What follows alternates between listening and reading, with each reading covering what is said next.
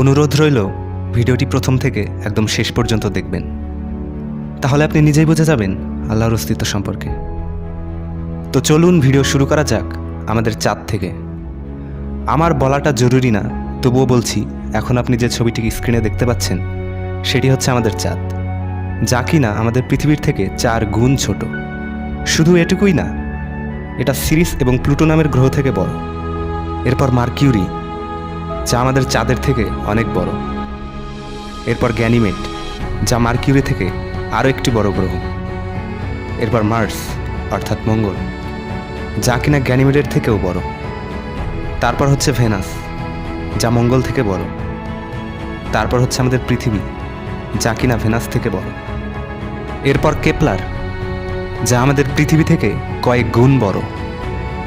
এরপর হচ্ছে নেপচুন, যা কেপলার থেকে বড়। এরপর ইউরেনাস, যা কিনা নেপচুন থেকে বড়। এরপর স্যাটার্ন, যা ইউরেনাস থেকে কয়েক গুণ বড়। এরপর টুম্যাস, যা স্যাটার্ন থেকে বড়। এরপর জুপিটার অর্থাৎ বৃহস্পতি, যা টুম্যাসের থেকেও বড়। এরপর এই গ্রহটি, যার নাম হচ্ছে HD 100546, যা কিনা পেছনের সব গ্রহ থেকে বড়। এরপর আমাদের সূর্য, যা এই গ্রহ থেকে বড়। সূর্য থেকে বড় হচ্ছে সিরিয়াস, যেটি কিনা আকাশের সবচেয়ে উজ্জ্বলতম তারা। এরপর পোল্যাক্স, যা সিরিয়াস থেকে বড়। পোল্যাক্সের পর আর্কটেরাস, যা পোল্যাক্সের থেকেও বড়। এর থেকে বড় অ্যালডিব্র্যান্ড, যা কিনা একটি তারা।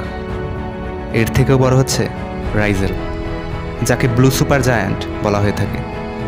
এর থেকেও বড় হচ্ছে পিস্টল স্টার। এর চেয়েও বড় হচ্ছে অ্যান্টারিস, যাকে রেড সুপার জায়ান্টও বলা হয়। আর এর চেয়েও বড় বিটেলজুস। এরপর ক্যানিস মেজরিস, যা এই সকল তারা হতে অনেক বড়। আর এর চেয়েও বড় ইউআই স্কুটি।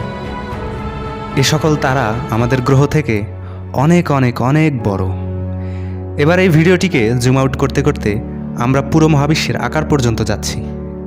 কি এই মহাবিশ্ব? কত বড় এই মহাবিশ্ব? শুধু দেখুন ভিডিওটি। এরপর হয়তো আপনার নিজের ভেতর থেকেই উত্তর চলে আসবে, এই মহাবিশ্বের তুলনায় আমরা কত নগণ্য। এখন যে দৃশ্যটি আপনি দেখছেন, সেখানে লাখো কোটি তারা রয়েছে। এটি হচ্ছে আমাদের গ্যালাক্সি, যেখানে লাখো কোটি গ্রহ তারা যে যার অবস্থানে বিদ্যমান। আর এই কোটি কোটি তারা আর গ্রহ মিলেই তৈরি আমাদের মিল্কি ওয়ে গ্যালাক্সি। এটি হচ্ছে আমাদের আকাশগঙ্গা, যার সীমা অপার, যেখানে রয়েছে কয়েকশো কোটি গ্রহ নক্ষত্র। এটিই হচ্ছে আমাদের মিল্কি ওয়ে গ্যালাক্সি। এই মিল্কি ওয়ে গ্যালাক্সির পাশে রয়েছে আরও একটি গ্যালাক্সি, যার নাম অ্যান্ড্রোমেডা গ্যালাক্সি, যা কিনা আমাদের মিল্কি ওয়ে গ্যালাক্সি থেকেও 4 গুণ বড়।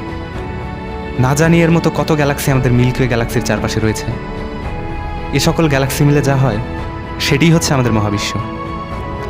এটিই হচ্ছে আমাদের মহাবিশ্ব, যার ভেতর মিলিয়ন বিলিয়ন গ্যালাক্সি রয়েছে। এটিই হচ্ছে আমাদের মহাবিশ্ব। আর শুধু এটুকুই নয়, এখন আপনি স্ক্রিনে যা দেখতে পাচ্ছেন সেটি হচ্ছে আমাদের ইউনিভার্স, যা কিনা একটি বল। না জানি আমাদের ইউনিভার্সের মতোই কত লাখো কোটি ইউনিভার্স রয়েছে এই মহাবিশ্বে। আর এই কোটি কোটি ইউনিভার্স মিলেই তৈরি হয় একটা মাল্টিভার্স। হয়তো এই মাল্টিভার্সের উপরেও এক সুপারভার্স আছে, যেখানে হাজারো মাল্টিভার্স আছে, লাখো কোটি মাল্টিভার্স আছে। এটিই হচ্ছে আমাদের মহাবিশ্ব। খুব অবাক হচ্ছেন, তাই না? এখান থেকে মাইক্রোস্কোপ লাগিয়েও যদি আপনাকে খোঁজেন, আপনার অস্তিত্ব তো দূরের কথা, আমাদের গ্যালাক্সিকেও খুঁজে পাওয়া যাবে না। ভিডিওটি দেখে একবারও কি ভেবেছেন যে এগুলো আসলো কোথা থেকে? কোথা থেকে আসলো এই মহাবিশ্ব? কে বানালো এই মহাবিশ্ব? এত বড় স্পেস, এত বড় জায়গা কিভাবে চলছে? আমরা মানুষরাই তো কোনো কিছু বানানোর আগে চিন্তা করি, পরিকল্পনা করি, তারপর একটা জিনিস তৈরি করি যাতে সেটা সঠিকভাবে কাজ করে। তাহলে আপনার কি মনে হয় যে এত বড় মহাবিশ্ব, এত বড় স্পেস, এত বড় জায়গা, সব কিছু এত নিখুঁতভাবে একাই চলছে?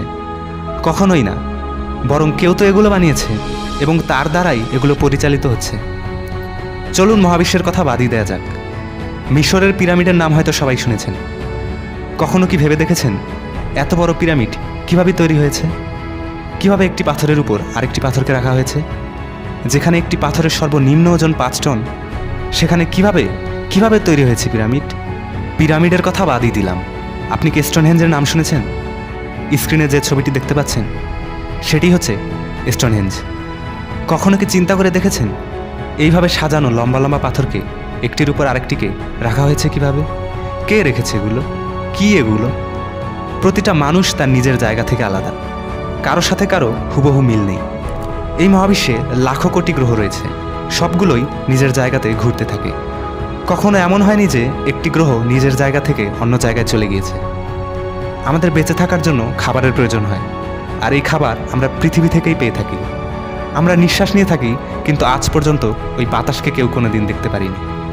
এই পৃথিবীতে বেঁচে থাকার জন্য যে জিনিসের যতটুকু প্রয়োজন ততটুকুই রাখা হয়েছে। বায়ুতে অক্সিজেন সহ অন্যান্য গ্যাসের পরিমাণ, তাপমাত্রা, বায়ুচাপ, গ্র্যাভিটি ইত্যাদি সব কিছুকেই প্রয়োজন মতো রাখা হয়েছে। যদি এসব জিনিসের যে কোনো একটিরও সামান্য কম বেশি হতো, তাহলে এই পৃথিবীতে জীবের অস্তিত্ব থাকতো না। পৃথিবী তার নিজ অক্ষে চারিদিকে 30 কিলোমিটার পার সেকেন্ড বেগে ঘোরে। এই ঘোরার গতি যদি সামান্য পরিমাণও কম বেশি হতো, তাহলে আমরা সুশৃঙ্খলভাবে বসবাস করতে পারতাম না। সূর্যের ক্ষতিকর রশ্মি থেকে বাঁচার জন্য পৃথিবীতে ওজোন স্তর রয়েছে।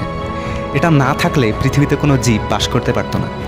বসবাসের জন্য যে সব জিনিসের প্রয়োজন সব কিছুই দেওয়া হয়েছে। এর পরেও কি আপনার মনে হচ্ছে যে সব কিছু এত নিখুঁতভাবে একাই চলছে? কখনোই না। বরং এমন একজন আছেন যিনি এই সব কিছুকে বানিয়েছেন, সব কিছুকে চালাচ্ছেন। তিনি আর কেউ নন, তিনি হচ্ছেন সব কিছুর মালিক, আমাদের সৃষ্টিকর্তা মহান আল্লাহ। তার পরিচয় সম্পর্কে আসলে আমাদের কোনো ধারণাই নেই। সকল প্রশ্নের উত্তর আপনি 1400 বছর আগে কুরআনে পেয়ে যাবেন। মন দিয়ে কুরআন পড়ুন, আল্লাহকে জেনে যাবেন।